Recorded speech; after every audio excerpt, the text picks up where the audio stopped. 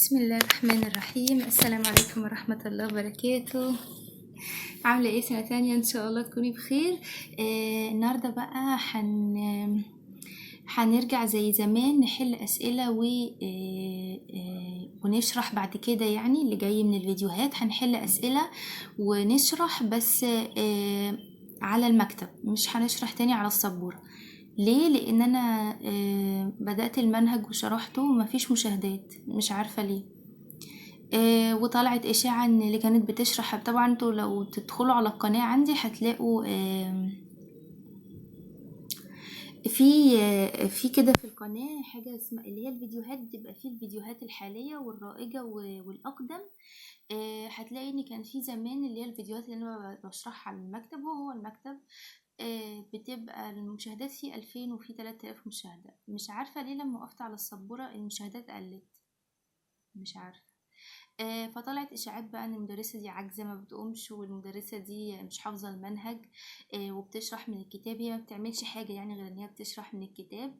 فانا حبيت ساعتها ان انا اقف واشرح على السبوره وما عندهاش يعني انا سمعت كلام غريب، فرجعت بقى تاني اعمل على السبوره. فبعمل على السبوره ما لقيتش مشاهدات خالص، مش عارفه ده ايه، مع ان انا مش متاخره في المنهج، بالعكس ده انا مسابقه حتى الخطه بتاعه المنهج، ومش شارحه منهج قديم، انا شارحه منهج جديد بالنسبه لسنه تانية. ودخلت امبارح على الموقع بتاع الوزاره علشان اجيب لكم التقييمات.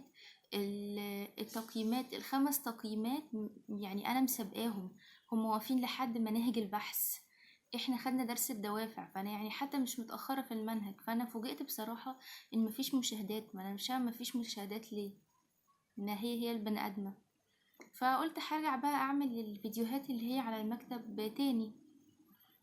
وبالنسبة لفيديوهات التقييمات هتبقى زي فيديوهات الأسئلة زمان، هعمل لها تسجيل شاشة وهتبقى بصوتي كده كده. يعني انا ما كنتش حابة قوي اطلع بشكلي، يعني كده كده انا مش حابة يعني حد يشوف شكلي، مش هيحصل لي حاجة يعني لما الناس تشوف شكلي، مش هزيد حاجة ولا هنقص حاجة. بالعكس انا كان يهمني انتوا تشوفوا الكتاب وتشوفوا الشرح. بس انا سمعت اقاويل غريبة، وسمعت كمان اقاويل ان هي مش مدرسة اصلا، دي لسه مخلصتش، عشان كده اضطريت ان انا احط الافادة والدرع والبطاقة على الخلفية او على اللوجو بتاع القناة عندي. وسمعت برضو ان القناة مش بتاعتي. فانا بصراحة بسمع حاجات غريبة. ما كنتش برد الاول، بس بقيت برد لان انا ما لقيتش مشاهدات. فمش عارفة انتوا تمسكوني من ايدي اللي بتوجعني، يعني انتوا بتمسكوني من ايدي اللي بتوجعني ولا ده ايه؟ فاللي هو احنا مش هنتفرج لك على حاجه لما تفهمينا وتخمني احنا كجمهور بنفكر في ايه. لا انا مش مطالبه على فكره ان انا افضل كل مره اخمن انتوا بتفكروا في ايه وافقسكوا بقى واكتشفكوا واعرفكوا ان انا عارفه. لا انا مش مطالبه بكده خالص. في جزء في الفيديو اسمه التعليقات، ممكن تعلقوا وتقولوا لي اعملي كذا، احنا راينا فيكي كذا، احنا شايفين كذا. اينما انا مش عرافه يا جماعه، ولا بنجم ولا بشوف الكف عشان اكشف الناس فيها ايه. في بعض الاجتهادات، في بعض التخمينات، في بعض التوقعات، لكن انا مش مطالبه طول الوقت ان انا افقس انتوا فيكوا ايه، افكر انتوا فيكوا ايه. انا مش متاخره في المنهج، ما قصرتش في شرح، ما قصرتش في حل اسئله، ما فيش اي حاجه من دي.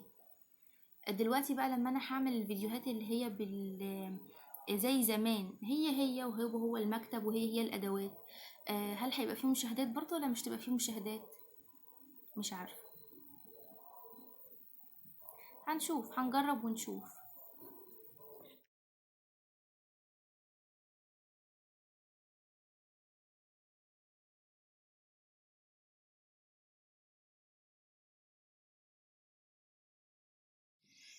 نسمي بسم الله بقى سنة تانية ونبتدي الحل الأسئلة بتاعتنا. احنا هنراجع الأول درس الدوافع، لأن أنا حليت أسئلة على الوحدة الأولى، يعني أنا حليت معاكم الأسئلة دي ونزلت بيها الفيديوهات.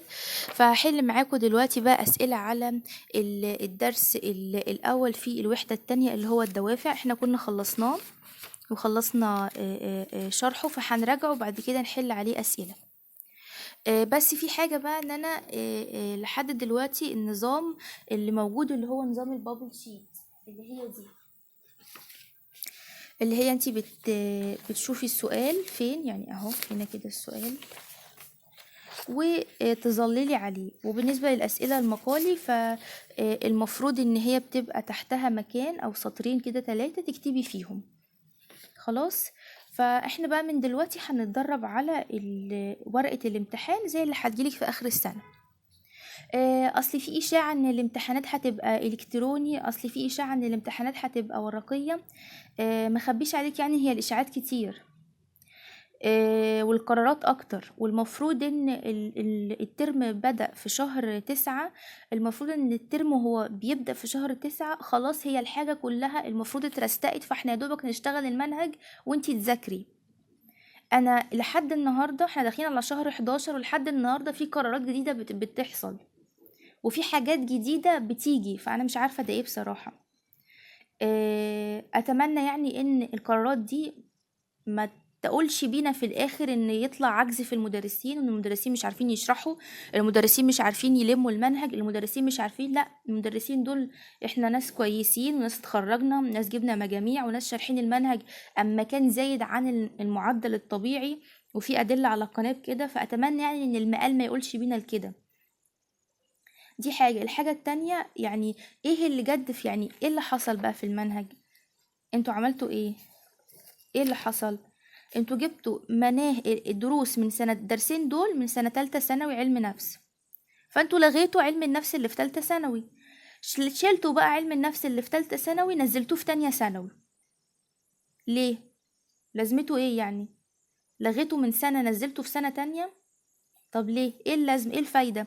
ما يعني كبست الدروس وكل شوية قرارات جديدة وكل شوية حاجات تفريعات ملهاش لازمة، في تفريعات غريبة ملهاش لازمة، تقييمات وورقة حصة وواجب أسبوعي. لإيه كل ده؟ كل ده على إيه؟ معرفش. الكتاب الخارجي نفسه اصلا نازل متاخر، وكل حاجه نازله متاخره، وكل حاجه مش في ميعادها، وكل حاجه مش مترتبه، والحاجه مش عدله من اول الترم. المفروض الترم بيبتدي بتبقى الامتحانات اتحطت والمنهج اتحط والخطه الدراسيه اتحطت وما تحصلش تعديلات. مش لحد النهارده احنا في شهر داخلين على شهر 11 وفي تعديلات. فين الاستقرار اللي في المنهج؟ هنعمل ايه وانا احنا كل شويه حاطين ايدنا على قلبنا، احنا مش عارفين نعمل، مش عارفين في ايه بكره في ايه، احنا مش عارفين. فلحد دلوقتي المفروض ان ده هيبقى شكل ورقة الامتحان بتاعتك لحد دلوقتي. كمان شوية حصل تعديل ده مش عيب مني، كمان شوية لو حصل تعديل ده مش عيب مني، انا مش انا اللي بحط القرارات ومش انا اللي بعدل، انا زيك.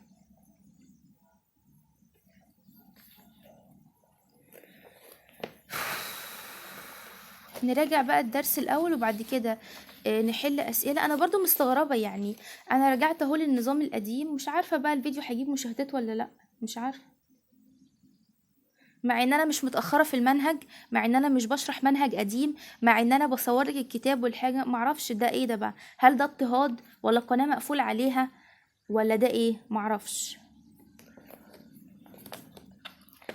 خلينا نراجع الدرس وبعد كده نكمل الحاجه بتاعتنا.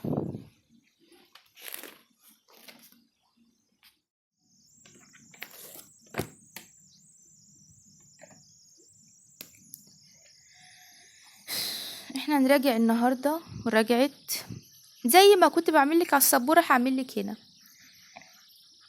مراجعه علم نفس تانية ثانوي عام ترم اول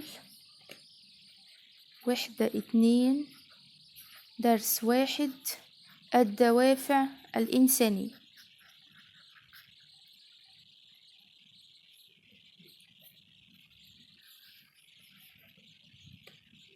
هنراجع ايه بقى؟ اول واحد التعريف، 2 المفاهيم المرتبطة بالدافع اللي هما 3 مفاهيم: الحافز، الباعث، الحاجة. وبعد كده هنراجع الخصائص، خصائص الدوافع، اللي احنا كنا جمعناها في كلمة ودن مشط، وبعدها الصفحة اللي وراها هنراجع الوظائف، وبعد كده التصنيف. التعريف هو قوة داخلية كامنة في الفرد توجه وتحرك سلوكه اتجاه الأهداف.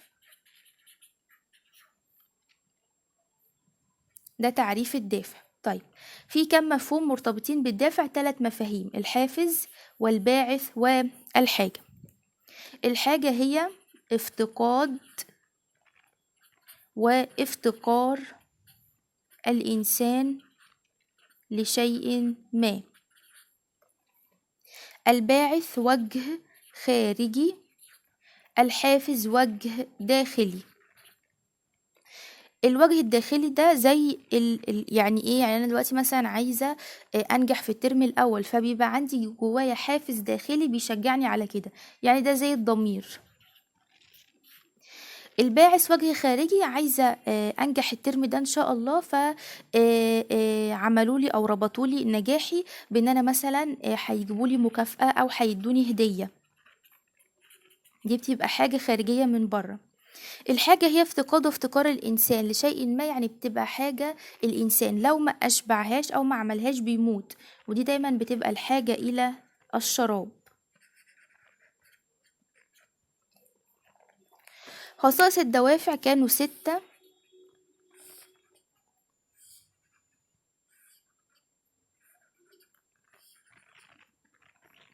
واو أولوية، دال طردية، نون مرونة، ميم موجهة، شين مباشرة،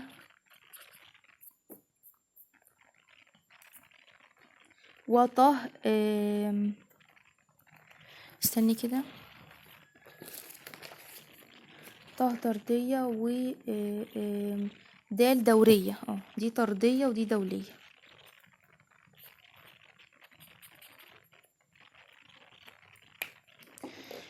خصائص الدوافع عندي 6 خصائص. أولوية، أن الدافع الأقوى له حق الأولوية في الإشباع. ودي دايما كنا، يعني أنا ما قلتلكيش بس هقولها لك دلوقتي، دي بناخد عليها مثال النوم. لو أنا جعانة ونايمة، أيهما هبدي أو أيهما هعمل؟ يعني هنام طبعا، النوم أفيد من إشباع الجوع. دورية اللي احنا كنا عاملينها في الشرح كده، اللي هو بتلف في دايرة عندما يتم إشباع الدافع وينتهي، يتطلب وجود إشباع آخر. يعني أنا دلوقتي أكلت وشربت النهاردة ونمت، بكرة هعوز أكل وأشرب تاني وأكمل يومي وأنام، بعده هعوز أكل وأشرب تاني، فهي دورية يعني بتحصل بصفة مستمرة. مرونة، إذا فشل الفرد في إشباع دافع فعليه التوجه لإشباع دافع آخر.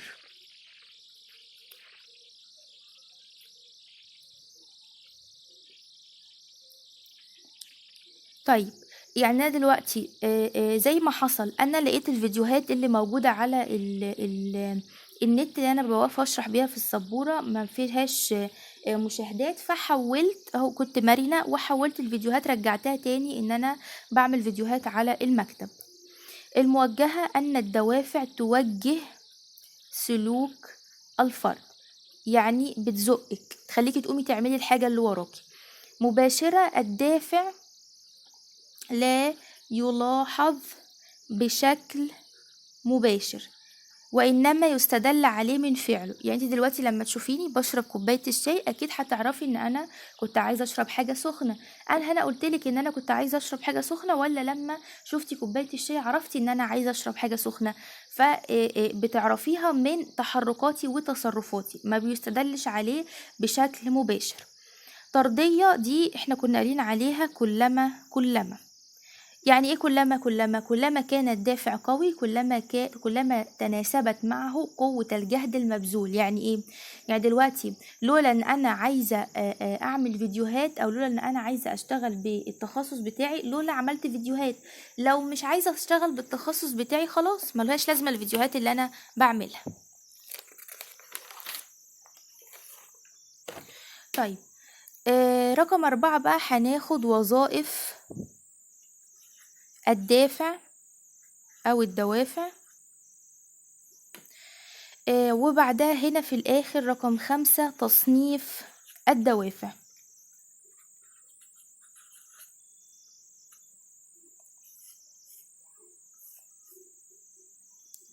وظائف الدوافع كم وظيفة؟ 6. 1 تنبؤية، 2 تفسيرية،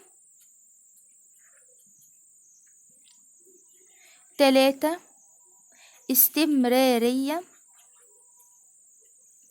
4 توجيهية، 5 تحفيزية، 6 تنشيطية.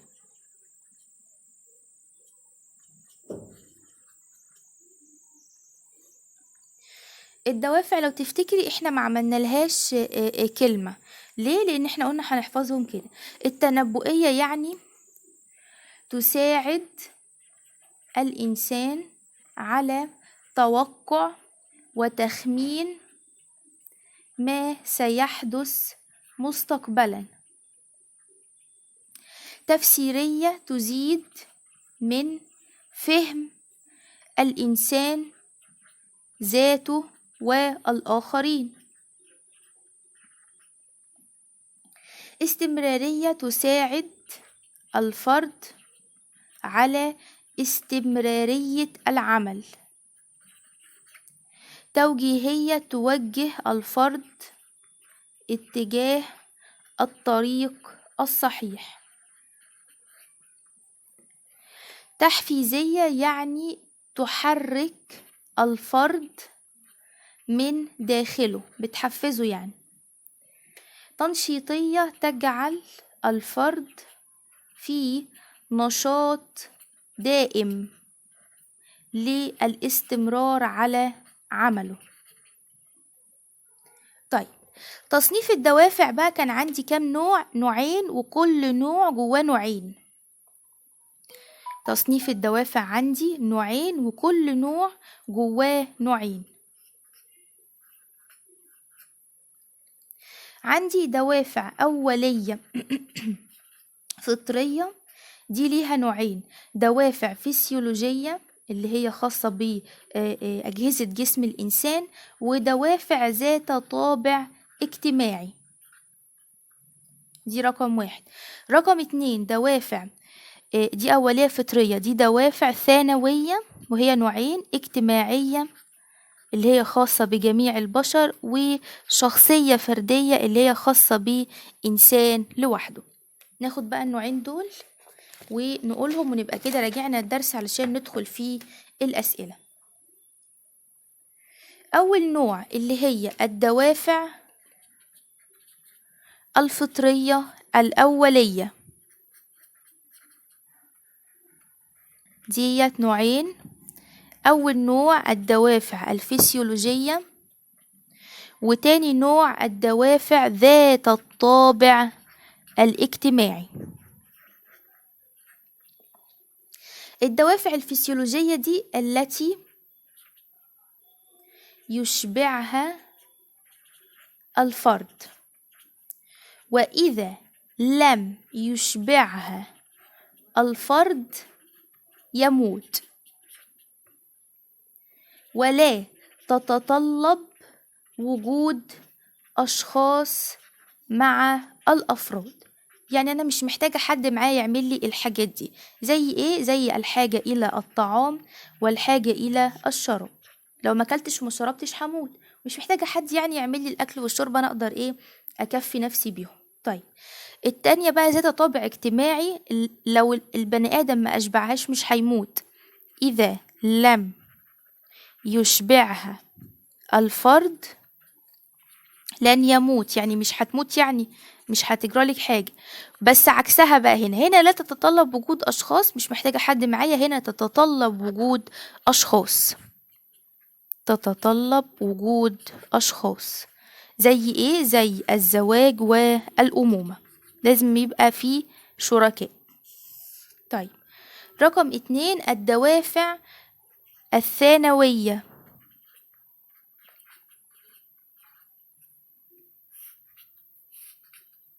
1 دوافع اجتماعية، 2 دوافع شخصية فردية. الدوافع الاجتماعية زي الدوافع اللي هي ذات طابع اجتماعي، تتطلب وجود أشخاص، لازم يكون معايا ناس عشان أحققها، ما ينفعش أعملها لوحدي. تتطلب تحقيق مصالح العامة. طيب دي زي ايه مثلا؟ زي العمل، زي التعاون، التنافس، أكيد مش هتعملي ده بطولك.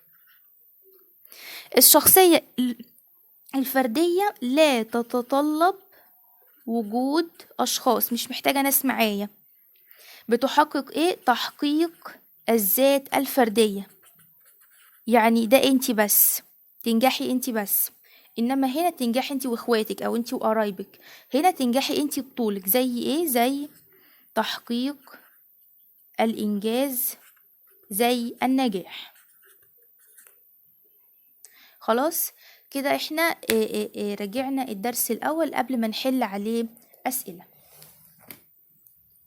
انا مش عايزة اطول عليكي الفيديو، ندخل بقى على الاسئلة ونشوف هنتدرب ازاي من دلوقتي على ورقة البابل شيت، لان لحد دلوقتي المفروض ان دي هتبقى زي ورقة امتحانك.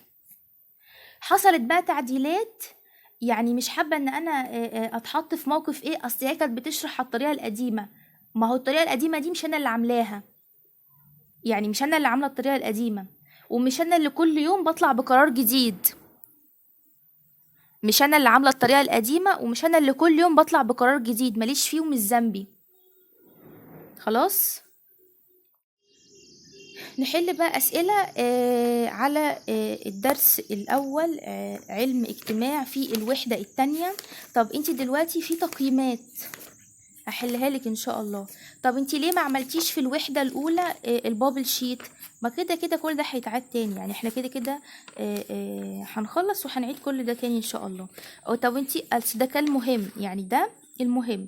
طب واللي فات ما هي يعني هو ما فيش جديد، فمش عايزاكي تقلقي خالص، ولو ان اللي بيحصل ده يعني يقلق اللي ما يتقلقش. ده حل أسئلة علم نفس تانية ثانوي عام ترم أول وحدة 2 درس 1. خلاص طيب يعني ايه البابل شيت؟ كلمة شيت يعني ورقة، وبابل اللي هي ايه؟ النقط اللي انت هتحطيها في الإجابة على الأسئلة. فدلوقتي انت عشان تجاوبي على السؤال هتعملي ايه؟ هتشوفي مثلا السؤال الأول هنا وهتاخدي الإجابة بتاعته، ولتكن مثلا ألف، ولتكن ألف، فهتيجي عند ألف وهتظلليها كلها زي ما هوريكي دلوقتي، ولا هتظللي نصها، ولا هتعملي عليها علامة صح، ولا هتعملي عليها شرطة، ولا هتعملي حاجة، انت يا دوبك هتظلليها كلها زي المنظر ده كده بالظبط. ما ينفعش تعملي تظليل كورتين في سؤال واحد، مش هيتحسبوا، هي لازم تبقى كرة واحدة في السؤال الواحد. بلاش ان انتي تعملي بالرصاص وبعد كده كمان شوية تقومي مسحة وتعملي بالجاف، لا بلاش، لان الورقة دي مش انسان اللي بيصححها، دي بتدخل على مكنة خاصة بتصحيح الورق الالكتروني ده، وهو المكنة اللي بتصحح لك، فالمكنة ممكن ما يظهرش عندها مطرح ما انت كل شويه تعملي بالرصاص وتمسحي وتعملي بالرصاص وتمسحي. فانت تجربي في ورقه الاسئله بعلامه صغيره كده، وتيجي هنا في الورقه دي تبقى نظيفه بيضه فله خالص، وتعملي كده تظلليها لحد ما تخلصي الاجابه بتاعتك كلها. خلاص. طيب نيجي بقى، احنا كل مره بنحل 15 سؤال وسؤالين مقالي. ليه؟ زي الامتحان بتاعك هيبقى اسئله اختياري واسئله مقالي. حصل التعديلات ماليش فيه، احنا لحد دلوقتي ده اللي احنا بنعمله. نقرا السؤال بقى وبعد كده ايه ندخل فيه الإجابة. طيب احنا محتاجين ان انتي تذكرينا ازاي بنحل السؤال الاختياري. فانا هكتب لك هنا خطوات حل السؤال الاختياري وخطوات حل السؤال المقالي لما يجي. خطوات حل السؤال الاختياري.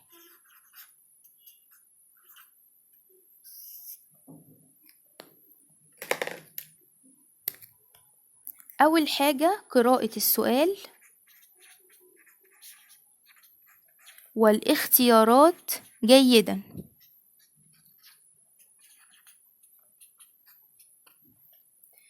دي أول حاجة.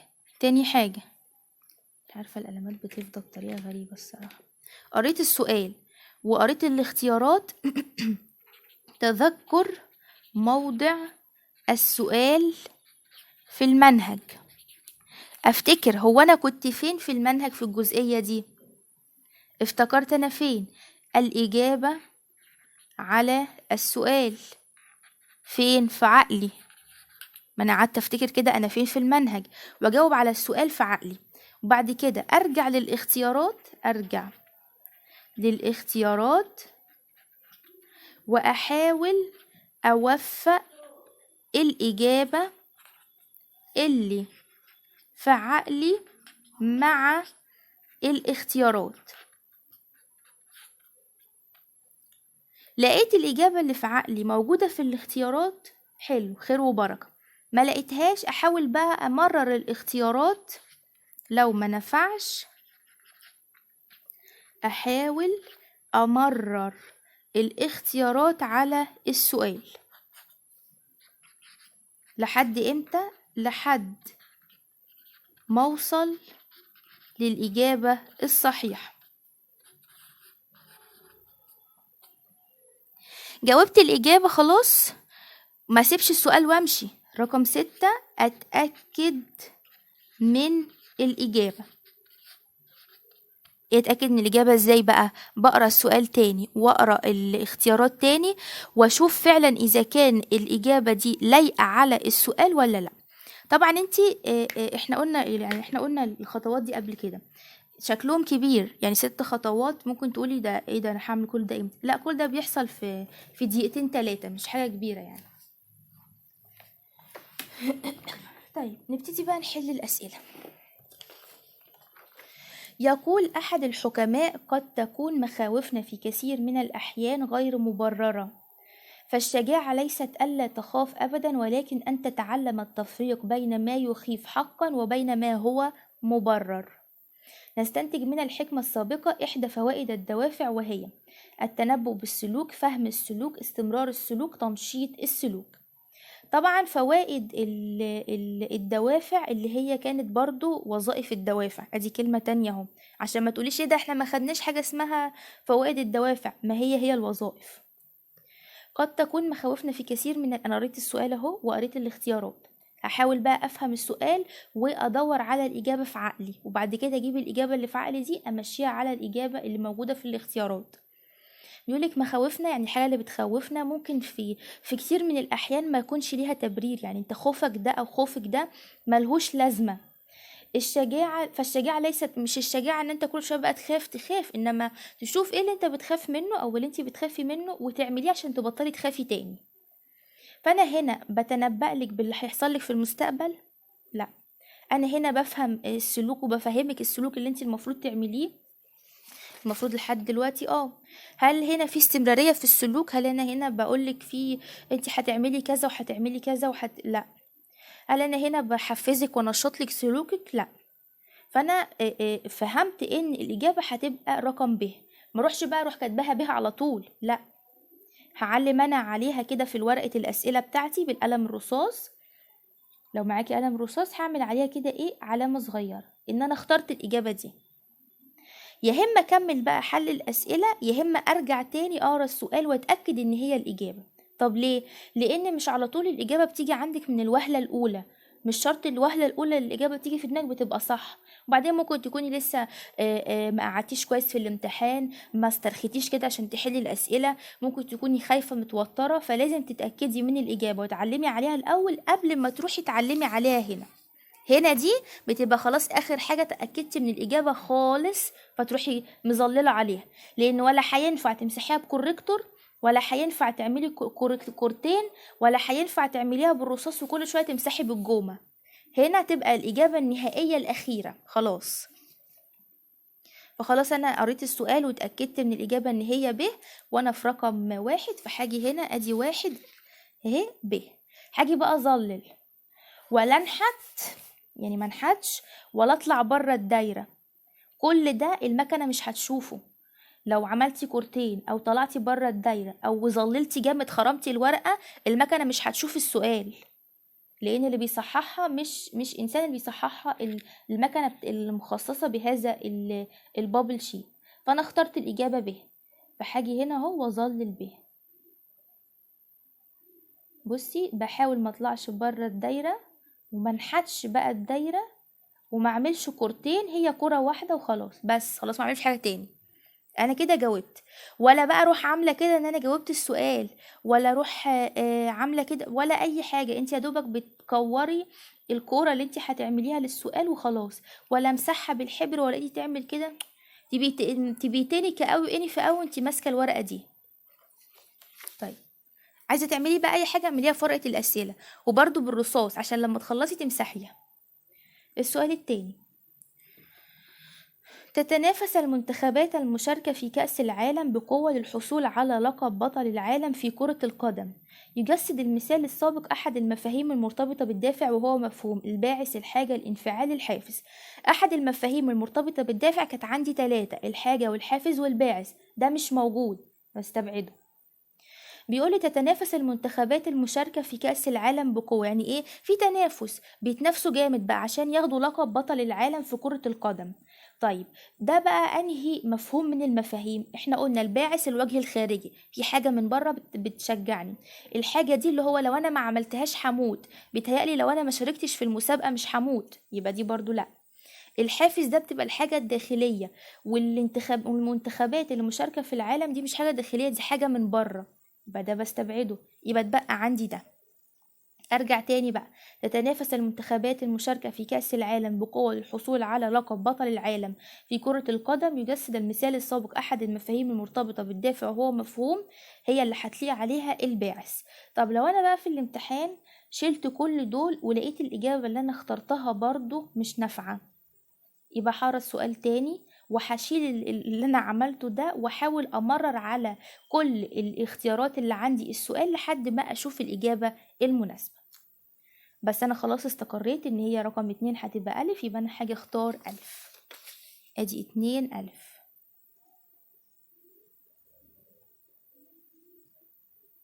اهي، ولا تطلعي بره الدايرة ولا تنحتي ولا اي حاجة. 3: يقول أحد المفكرين: ليس صبرك هو الاختيار الصحيح دائما، فتغيير أوضاعك أحيانا يكون الأصح.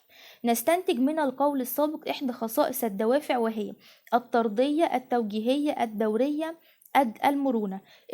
أنا هنا قريت السؤال أهو، قريت الاختيارات، هفتكر أنا فين في المنهج.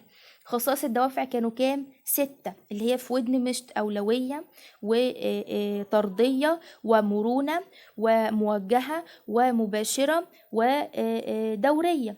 طيب افتكرتهم؟ فأرى السؤال: ليس صبرك هو الاختيار، يعني صبرك على الحاجة مش دايما هو الصح، تغيير أوضاعك أحيانا يكون الأصح، ان انتي تحودي عن اللي انتي فيه وتشوفي طريق تاني تتعاملي بيه، أو تشوفي حاجة تانية تعمليها. دي احنا قلناها واحنا بنراجع اللي هي كانت هل الطردية اللي هي بتاعت كلما ان انا كل ما اعمل حاجة او كل ما عاوز اعمل حاجة لازم يكون عندي مجهود؟ لا. هل التوجيهية، بس مش عايزة اعلم في الكتاب، هل التوجيهية ان انا بزقك على اللي انت تعمليه؟ لا. هل الدورية اللي هو انا النهاردة اكلت وشربت بكرة لازم اكل واشرب، النهاردة ذاكرت بكرة لازم كل حاجة كل يوم؟ لا برضو. هل المرونة اللي هي انا ما نفعتش في دافع، فشلت في دافع فبروح احول اعمل دافع تاني؟ المفروض ان دي الاجابة اللي لايقة. ليس صبرك هو الاختيار الصحيح دائما، فتغيير اوضاعك احيانا يكون الاصح. دي المرونة. ليه؟ لان ما نفعتش في حاجة فاحول لغيرها على طول. فهنا رقم 3 دال. ادي رقم 3 دال.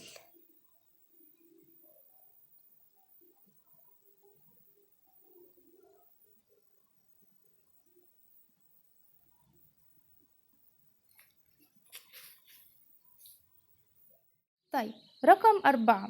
أنا خلصت ده. أنا مش عايزة أشخبط في الكتاب بصراحة بيني وبينكم يعني، بس استنى أشوفلك قلم رصاص. أنا جبت قلم رصاص في جومة. يلا. يقول أينشتاين: إذا أردت أن تعيش حياة سعيدة فاربطها بهدف وليس بأشخاص. عايزة تعيشي كويس، اربطي حياتك بهدف مش بالناس، هيموتوكي. تعبر المقولة السابقة عن إحدى خصائص الدوافع، وهي التوجيه، المرونة، الدورية، الأولوية. أنا قريت السؤال وقريت الاختيارات. أفتكر بقى، لو أنا حبيت أعيش حياة حلوة أربطها بأهداف مش أشخاص، يعني أنا هنا هزق حياتي ناحية الأهداف مش الأشخاص. هل أنا هنا بوجه الحياة بتاعتي، ولا بكون مرنة بشوف يعني حاجة تانية أعملها، ولا دي حاجة دورية اللي هو أنا لازم أعملها؟ لا، أنا دي مش حاجة دورية. ولا دي أولوية في حياتي اللي هو ما لقيتش صحاب فعمل أهداف؟ لا برضه.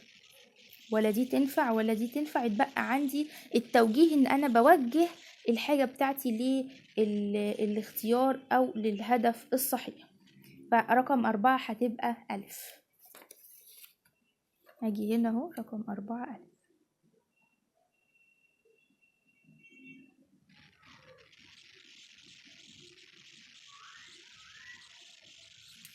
اهو شايفة انا بعملها ازاي.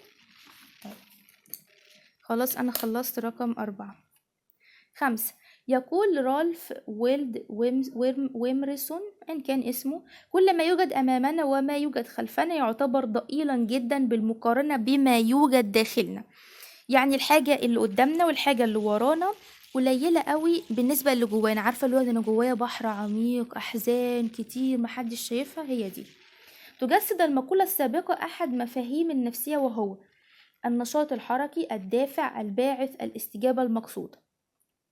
انا بقرا لك السؤال، انا بقول لك هو انت بتقري السؤال وتقري الاجابه وتفتكري انت فين في المنهج. هل انت في المنهج خدتي حاجه اسمها نشاط حركي؟ لا. هل خدتي حاجه اسمها دافع؟ هل خدتي حاجه اسمها باعث؟ هل خدتي حاجه اسمها استجابه مقصوده؟ لا. بقى عندي دول. الدافع ده كان حاجه داخليه، والباعث حاجه خارجيه. ارجع تاني، كل ما يوجد امامنا وما يوجد خلفنا يعتبر ضئيلا جدا بالمقارنة بما يوجد داخلنا. يعني هو بيدور على الحاجة اللي جوه الانسان، يعني يقصد الحاجة الداخلية. مين هنا اللي فيه الحاجة الداخلية؟ هل الدافع ام الباعث؟ الدافع. طب وليه مش الباعث؟ لان الباعث فيه وجه خارجي احنا لسه قايلينه، يبقى مش ده. يبقى 5 ب. اجي هنا اهو 5 ب.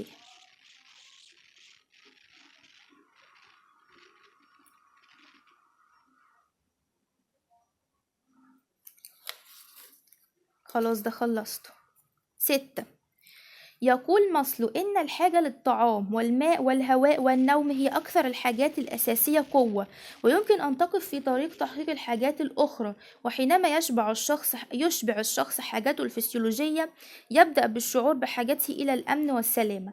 تجسد المقولة السابقة إحدى خصائص الدوافع، وهي المرونة، الأولوية، الدورية، الطردية. بيقولك حاجة الإنسان إن هو يأكل ويشرب وينام هي أكثر الحاجات الأساسية، دي حاجات أساسية عنده، ويمكن أن تقف في طريق تحقيق يعني لو ما أكلش وما شربش وما نامش مش هيعمل الحاجة اللي وراه.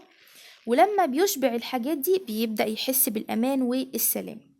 تجسد المقولة السابقة إحدى خصائص الدوافع: المرونة اللي هو أنا بغير الهدف بتاعي، لا. الأولوية أنا المهم فالأهم، كنت عايز آكل وكنت عايز أنام فبديت النوم عن الأكل عشان النوم أفيد من الأكل، لا. الدورية اللي هو أنا كل يوم في احتياجي اللي أنا قلتلك عليها في المثال، النهاردة هاكل واشرب، بكرة هعوز آكل واشرب تاني، بكرة بعده هعوز آكل واشرب تاني، النهاردة ذاكرت اتعودت على المذاكرة، بكرة هعوز أذاكر تاني اللي أنا قلتها لك. ممكن الطردية اللي هي كل ما أحب أعمل هدف قوي محتاج مني بذل مجهود، لازم أبذل مجهود على قد الهدف ده. مفيش هنا أهداف في الموضوع ده. هو بيقولك البني آدم لازم ياكل ويشرب علشان خاطر يعمل الحاجة اللي المفروض يعملها كل يوم، فدي هتبقى الاحتياجات الدورية. يبقى رقم 6 جيم. اجي هنا ادي رقم 6 جيم.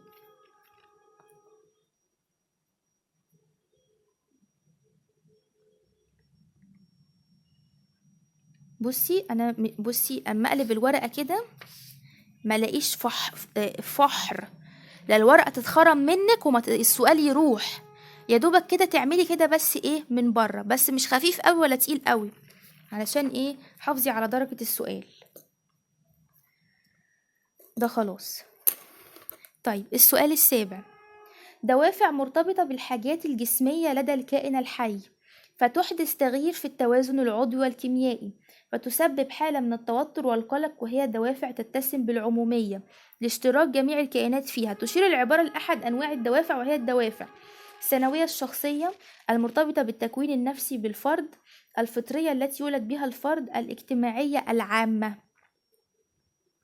انا قريت السؤال وقريت الاختيارات الثانويه الشخصيه دي اللي هي الدوافع السنويه المرتبطه بالتكوين النفسي بالفرد، هي دي الفطريه التي يولد بها الفرد، دي الفسيولوجيه. الاجتماعيه دي اللي هي من الثانويه. طبعا ملخبط لي الاختيارات جامد.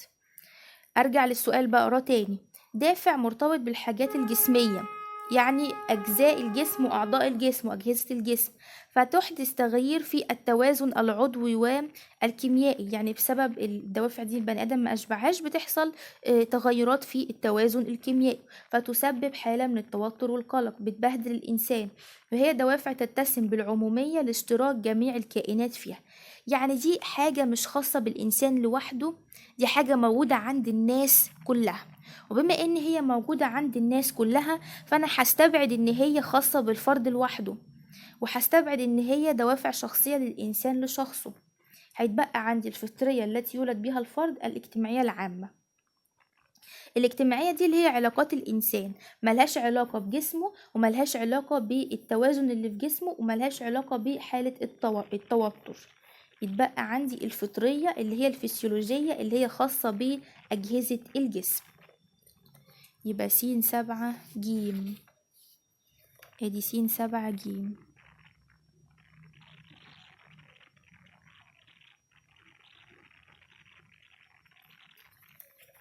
ماشي. ندخل على السؤال اللي بعده، اللي هي طبعا انا بحل في الاسئله 15 سؤال، بحل 15 سؤال زي كل مره. اختر وسؤالين مقالي.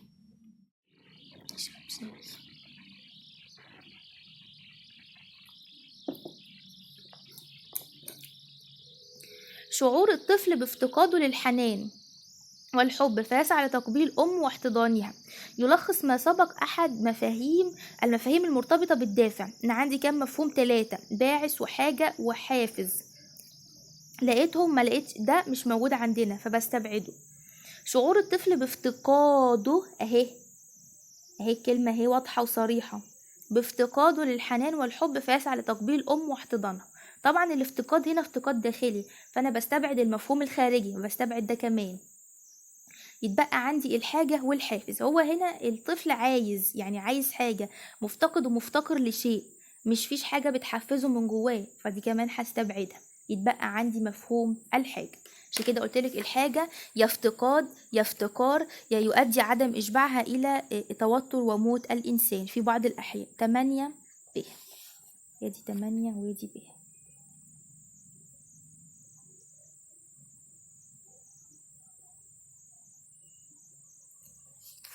طيب 9: ده خلاص ده. الدوافع التي تشير إلى مجموعة الحاجات والغرائز التي تولد مع الكائن الحي وتحدث تغييرا في توازنه العضوي، فتدفع الكائن الحي للقيام ببعض السلوكيات التي تؤدي لإشباع حاجاته وعودة الجسم إلى حالته السابقة من التوازن والاعتدال. سؤال كبير. يفسر ما سبق أحد أنواع الدوافع، وهي الدوافع الثانوية المكتسبة، الفسيولوجية المكتسبة، الفسيولوجية الأولية، الثانوية، الفطرية. طبعا الاختيارات متلخبطة لخبطة فظيعة. أبص للاختيارات بقى. الثانوية المكتسبة، في حاجة اسمها الثانوية المكتسبة عندنا.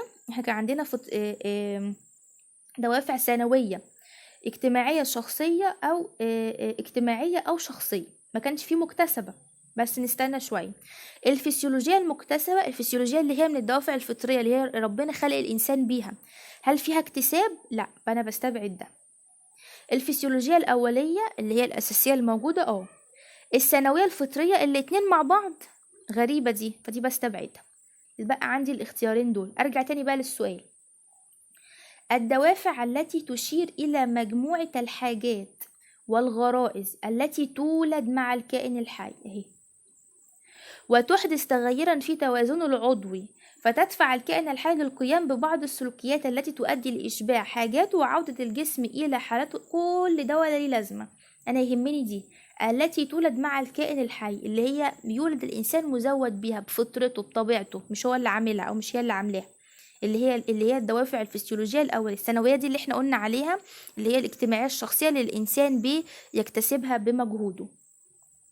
يبقى دي كمان استبعدها. يتبقى ده الإجابة اللي عندي. طبعا أنا بعد ما أخلص همسح كل اللي أنا بعمله ده كأن انتي في ورقة الامتحان، بس ما تعمليش كده يعني كتير قوي، ما تجذبيش الانتباه عشان ما يقولكيش دي بتغش.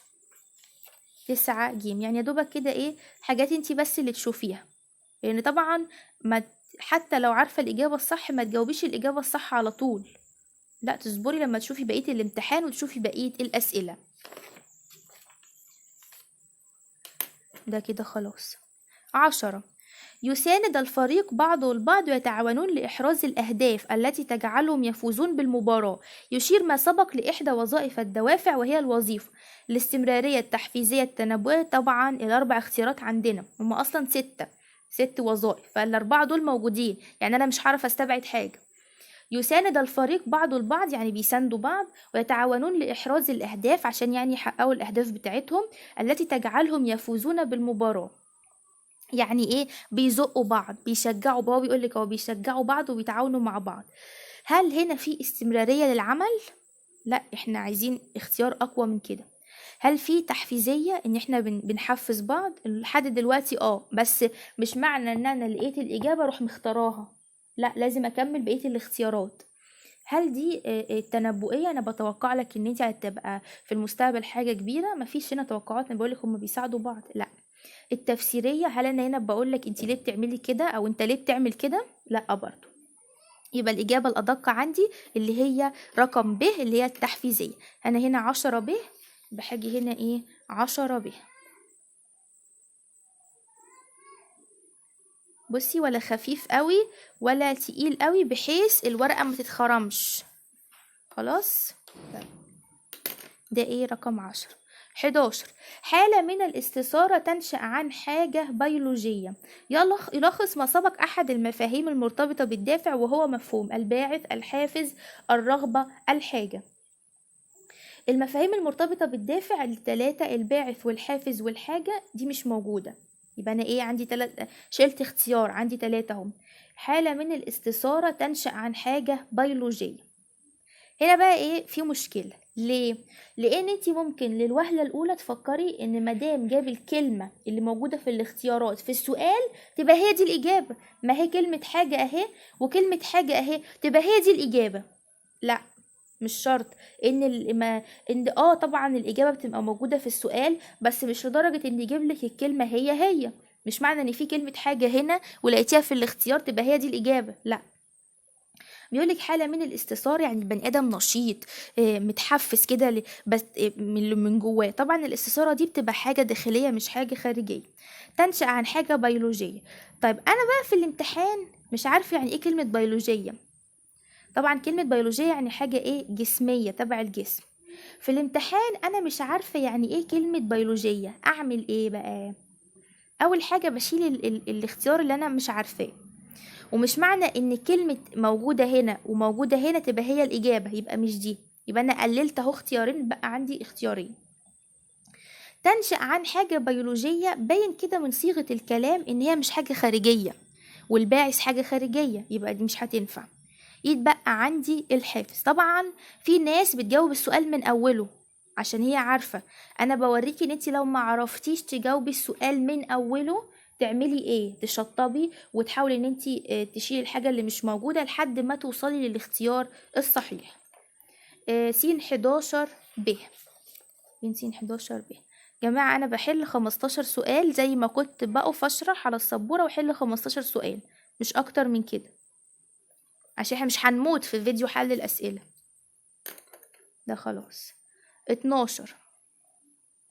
مثابرة الصيادون في رحلة الصيد من أجل الحصول على أكبر قدر من الأسماك ليحصدوا كثير من المال. طبعا انت عارفة ان الصيد بيعلم الصبر، صاد صيد صاد صبر. يمثل ما سبق إحدى فوائد الدوافع من حيث أنها فوائد هي وظائف. الفوائد هي الوظائف ضرورية لكل من يشرف على مجموعة، تساعد على التنبؤ، تزيد من فهم الإنسان لنفسه والآخرين، تعمل على استمرار السلوك. بصي، فوائد الدوافع هنا هي وظائف الدوافع هنا، شايفاها؟ هنا جابلك اسم الوظيفة، هنا جايبلك جملة انت بقى تطلعي اسم الوظيفة. عشان كده انا كنت بقولك لما تقري السؤال والاختيارات تفتكري انت فين في المنهج، لان ده كده مش موجود في المنهج، انما ايه ده الدال على المنهج. فانت هتكتبي هنا ما بين قوسين اسم كل وظيفة من اللي احنا اخدناه مطرح المراجعة او الشرح. ضرورية لكل من يشرف على مجموعة، يعني اللي هو انت بتحفز المجموعة بتاعتك وبتساعدها، اللي احنا قلناها بتساعدي وبتحفزي، فدي الوظيفة التحفيزية، ده اللي انت بناء عليه هتختاري. تساعد على التنبؤ، دي الوظيفة التنبؤية. تزيد من فهم الإنسان لنفسه والآخرين، دي الوظيفة التفسيرية. تعمل على استمرار السلوك، دي الوظيفة الاستمرارية. أوريها لك هنا احنا لسه مراجعينها اهي. ادي التحفيزية تحرك الفرد، ادي الاستمرارية استمرارية العمل، ادي التفسيرية فهم الإنسان ايه من ذاته والآخرين.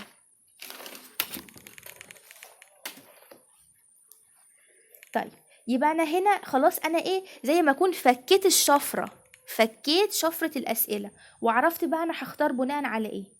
فلما يقولي مثابرة الصيادون في رحلة الصيد من أجل الحصول على أكبر قدر من الأسماك ليحصدوا كثير من المال، المثابرة دي معناها ايه؟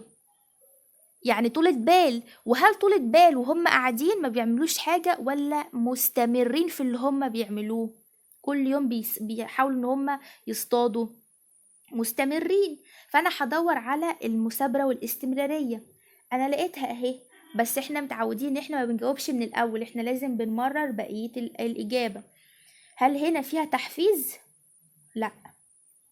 هل هنا فيها انا بتوقع لك ايه اللي هيحصل؟ لا. هل هنا فيها تفسير انتي بتعملي كده ليه، انا بفهمك اللي بيحصل؟ لا. انا هنا مستمرة على العمل، والاستمرار بتاعي اهو باين فيه المثابرة، ان انا كل يوم بحاول اعمل حاجة. س 12 د. س 12 د.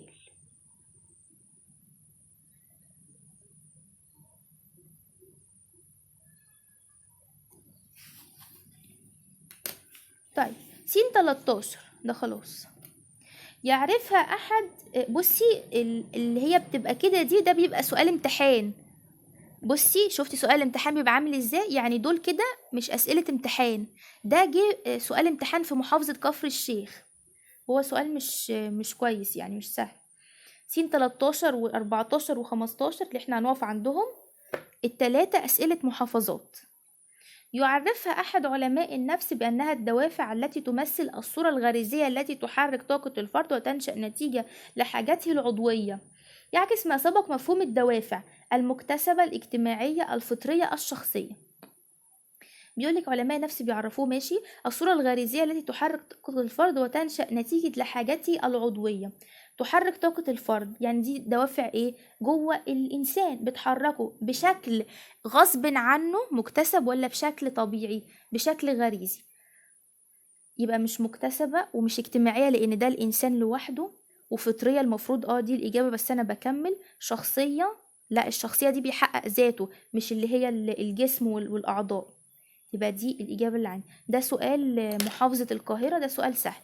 إنما بصي سؤال كفر الشيخ ما كانش سهل. س 13 ج، نجي هنا اختار س 13 ج. ما تنحتيش بقى، ها يا دوبك كده، ما تطلعيش بره الدايرة ده خلاص. 14 مجموعة من الدوافع التي لم يتضح لها أصل عضوي وتشتق من خبرة الفرد وتفاعله مع المجتمع الذي ينشأ فيه يعكس ما سبق أحد أنواع الدوافع، وهي الدوافع الثانوية الفسيولوجية الفطرية الأولية. بصي التلاتة دول كده، الفسيولوجية الفطرية الأولانية كلهم معنى واحد. ده سؤال في محافظة الأقصر. والثانوية دي اللي هي عكسه.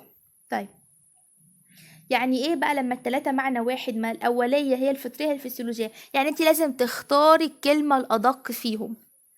مجموعة من الدوافع التي لم يتضح لها أصل عضوي، يعني مش حاجة في جسم الإنسان، وتشتق من خبرة الفرد، يعني دي حاجة ايه بره جسم الإنسان، يعني دي حاجة في حياة الإنسان الاجتماعية وتفاعله مع المجتمع الذي ينشأ فيه.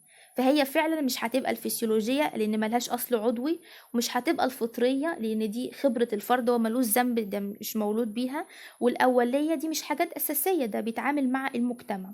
هيتبقى الإجابة اللي هي الدوافع الثانوية المكتسبة. يبقى س 14 ج ألف، والسؤال ده حلو. س 14 ألف.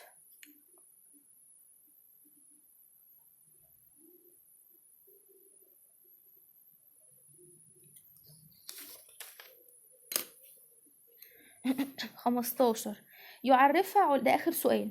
يعرفها علماء النفس بأنها حالة الجسم الداخلية سواء فسيولوجية أو نفسية توجه السلوك وجهة معينة. نستخلص من العبارة السابقة أحد المفاهيم المرتبطة بالدوافع، وهو مفهوم الرغبة، الباعث الخارجي، النشاط العقلي، الحافز. ده سؤال محافظة القاهرة. يعرف علماء النفس بأنها حالة الجسم الداخلية جوه الإنسان، ومادام جوه الإنسان يبقى أنا هستبعد الحاجات الخارجية، بس استنى شوية. سواء فسيولوجية أو نفسية توجه سلوك وجه معين. مادام داخلية يبقى أنا هستبعد الحاجات الخارجية اللي هي الباعث الخارجي، والرغبة دي مش موجودة عندنا. يتبقى النشاط العقلي والحافز. بيقولك حالة جسم الإنسان سواء فسيولوجية سواء نفسية بتوجه السلوك وجهة معين. بصي السؤال ده غلس ليه؟ لأن المفروض الحافز اللي هي من ضمن المفاهيم المرتبطة بالدوافع هي اللي بتوجه سلوك الإنسان، بس طلعلك هنا بقى كلمة تانية اسمها النشاط العقلي. فانتي ممكن تتلخبطي ما بينهم وتختاري النشاط العقلي. ليه؟ عشان النشاط ده فسيولوجي ونفسي، بس انتي بقى هنا قالك أحد المفاهيم المرتبطة، والمفاهيم المرتبطة 3: الباعث والحافز والحاجة. ما تخرجيش عنهم وما تخرجيش عن الكلمة الخاصة بيهم. فأنا مش هقدر كمان أختار ده، هيتبقى عندي الاختيار د اللي هو الحافز. س 15 د.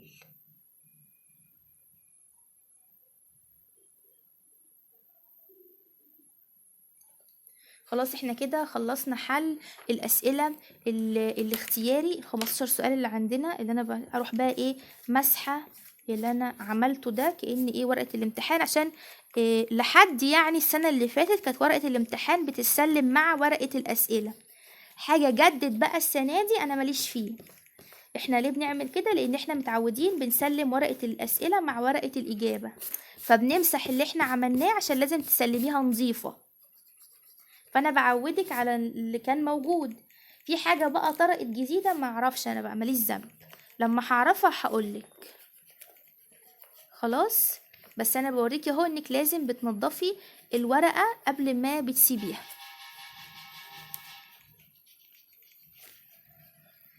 ننتقل بقى دلوقتي لحل الأسئلة المقالي.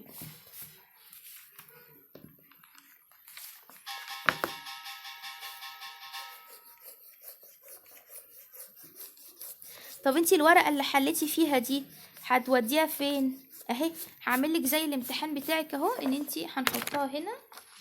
دي خلاص حل الأسئلة بتاعتك. ماشي، نروح بقى للسؤال المقالي.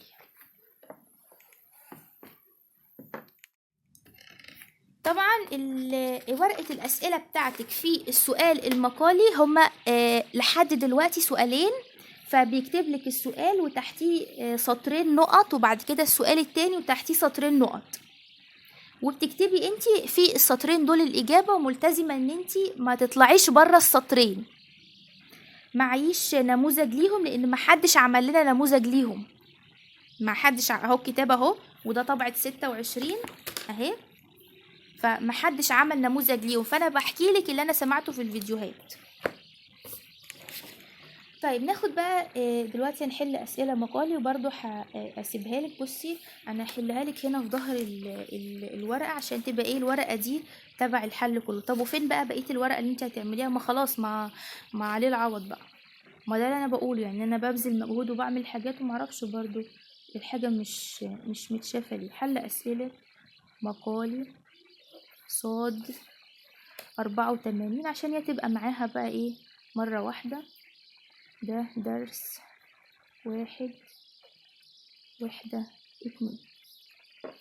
هناخد سؤال ايه بقى؟ هناخد سؤال المحافظات اهو، اللي هي مكتوب جنبها بالازرق دي بتبقى سؤال محافظات، اللي هو س 3 وس 5. لو أمعنا النظر في السلوك الإنساني لوجدنا أنه يصدر عن دوافع مختلفة على النحو الذي يتيح لنا أن نناضل في سبيل البقاء على قيد الحياة. تعكس العبارة أحد أنواع الدوافع، اكشف عنه مدعما إجابتك بمثال. أحد أنواع الدوافع، لو أمعنا النظر في السلوك الإنساني، لو ركزت يعني في سلوك الإنسان هتلاقيه بيصدر عن دوافع مختلفة، الذي يتيح لنا أن نناضل في سبيل البقاء على قيد الحياة. اهي الإجابة هنا، البقاء على قيد الحياة دي يعني أنا لو ما عملتش الحاجة هموت. كان أنهي دافع من الدوافع اللي أنا لو ما عملتهوش هموت؟ اللي هي الدوافع الفسيولوجية الفطرية، اللي هي كانت الأكل والشرب. لو ساعتها قلتلك لو ما أشبعتهاش الإنسان بيموت، ولازم مش لازم يكون معايا حد، بس أنا لو ما أشبعتهاش هموت. يبقى هو هنا يقصد الدوافع الفسيولوجية الفطرية الأولية.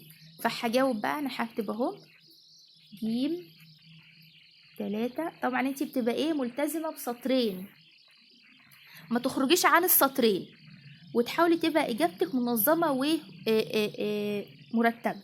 فهو بيقول لي اكشف عنه مدعما اجابتك بمثال. فانت هنا هتقولي اسم الدافع وهتجيبي مثال من عندك، يعني انت مش هتقولي الدافع وهتسكتي، وهتجيبي بقى مثال من عندك اللي احنا قايلين عليه وهقوله لك دلوقتي. هقول له تعكس العبارة نوع الدوافع الفطرية الأولية، نوع الدوافع الفسيولوجية، تلك التي إذا لم يشبعها الفرد يموت، اللي هي في سبيل البقاء على قيد الحياة. مثال الطعام والشراب. خلاص أنا كده جاوبت. ده إيه؟ ده سؤال كفر الشيخ، فأنا بكتبها ليك انت. طيب سؤال رقم 5 ده في محافظة سوهاج. بصي 23 25 الأرقام دي اللي هي السنة، فده كان سؤال كفر الشيخ سنة 23، وده سؤال سوهاج سنة 2023. ده ايه س 3. هنا بقى ج 5. يعرف صلاح بيومي الدافع بأنه قوة تؤثر في تفكير الفرد وإدراكه للأمور والأشياء، كما أنه يوجه السلوك الإنساني نحو الهدف الذي يشبع رغباته. يجسد ما سبق إحدى فوائد الدوافع، اكشف عنها. ده سؤال مدعما إجابتك، ده سؤال تاني عشان ما تجيبيش الحاجة وتنسي المثال. احدى فوائد الدوافع اللي هي وظائف الدوافع. طب ايه انهي وظيفة بقى؟ بيقول لي فلان بيعرف الدافع ان هو قوة تؤثر في تفكير الفرد وادراكه الامور، بتنغص عليه عيشته، يعني يقوم يعمل ويقوم يسوي. كما انه يوجه السلوك الانساني نحو الهدف الذي يشبعه. اهي يوجه السلوك الانساني، يوجه اللي هي الوظيفة التوجيهية. يجسد ما سبق احدى الفوائد، فهاخد من هنا واقول له تجسد العبارة فائدة الدافع، وهي، وافتح قوس كده، الفائدة، مش هكتب وظيفة بقى زي ما هو ما كاتب، الفائدة التوجيهية، تلك التي توجه سلوك الفرد ناحية الأهداف. كده أنا كشفت عن الفائدة دي، مدعما إجابتك بمثال. المثال ده بقى من عندي أنا أو من عندك أنت اللي يريحك، يعني زي إيه مثلا؟ مثل توجيه الفرد ناحية العمل، أو توجيه الطالب ناحية الاستذكار. خلاص كده أنا جاوبت السؤال بتاعي وكتبت له مثال. ماشي. الورقة بقى دي أنا مش هرميها، أنا هخليها هنا عشان أبقى أجمعهم لك في الآخر وأصورهم لك، يعني إيه إثبات إن إحنا راجعين. كده أنا خلاص حليت أسئلة على الدرس الأول في علم النفس، اللي هو وحدة 2 الدوافع 2025.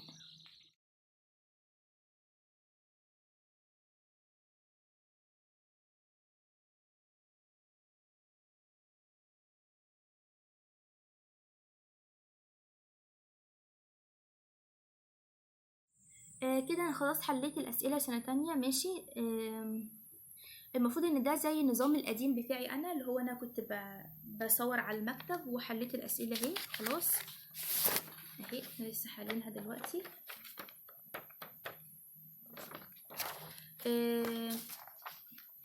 امبارح دخلت على الموقع بتاع الوزاره وجبت الكتب اللي هي انا كده كده جايبه كتب خارجيه. جبت الكتاب بتاع المدرسه، مش شايفه يعني انه مش هيفيد في حاجه، بس انا برضو هبقى اصورهولك. وجبت التقييمات اللي موجوده على الموقع. هم 5 تقييمات لعلم النفس تانية ثانوي عام 2025 ترم اول.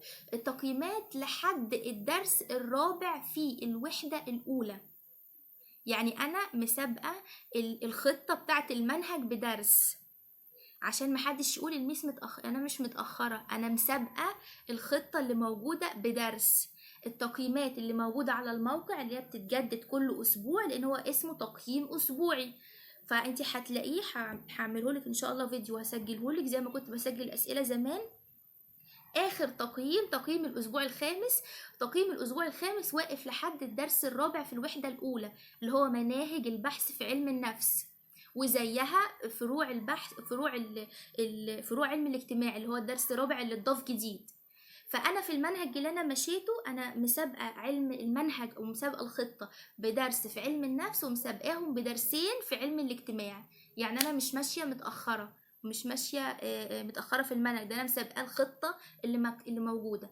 الدليل ان التقييمات اللي موجوده على الموقع لسه ما وصلتش للدرس اللي حد درس الدوافع ودرس علم الاجتماع تانية ثانوي، اللي هي الوحدة التانية اللي هي كانت فيها البناء الاجتماعي والجامعات الاجتماعية. لسه اصلا ما اتحطت لهاش تقييمات، يعني لسه ما اتشرحتش. خلاص، فده معناه ان انا مش متأخرة. دي رقم 1. رقم 2، انا رجعت لك الفيديوهات بتاعت زمان اهي، اللي هي بنحل الاسئلة وبنعمل الشرح على المكتب. بلاش يا ستي السبورة الكوخة. معرفش بقى مفيش مشاهدات ليه، مش عارفة معرفش. عامة انا هجمع الفيديو وانزله وهكمل الحاجة بتاعتي عادي. التقييمات هسجل لك الشاشة وهبقى صوتي بس، زي الاسئلة اللي موجودة على القناة من 2 ومن 3 كان صوتي بس. خلاص، ان شاء الله سنة تانية كنت استفدتي بحل الاسئلة. اشوفك بقى في باقي المنهج على خير، الى ان القاكي. السلام عليكم ورحمة الله وبركاته.